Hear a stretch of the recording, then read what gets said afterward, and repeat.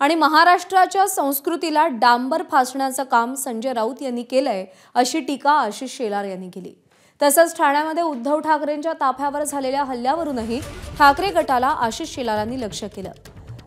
राज ठाकरे जोपर्यंत शांत आहेत तोपर्यंत ठीक आहे, अन्यथा उद्धव ठाकरे यांच्या पक्षाची पळताभुई थोडी होईल असंही शेलार म्हणाले।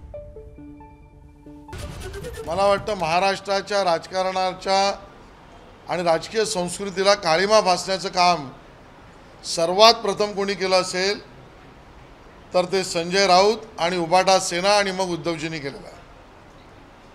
पहिलं तर मतं आमच्याबरोबर घ्यायची आणि सत्ता दुसऱ्याबरोबर स्थापन करायची असा राजकीय व्याभिचार उबाटा सेनेने केला आहे। या राजकीय व्याभिचाराचे जनक उबाटा सेना आहे। उद्धवजींनी हे केलेलं महाराष्ट्राच्या राजकीय संस्कृतीचं काळीमा लावण्याचं पाप आहे की राज ठाकरे जोपर्यंत शांत आहेत त्यांना मी ओळखतो, त्यांचा स्वभावही मी ओळखतो, तोपर्यंत ठीक आहे, अन्यथा उद्धवजींच्या पक्षाची पळताभुई होईल आणि तेच झालंय।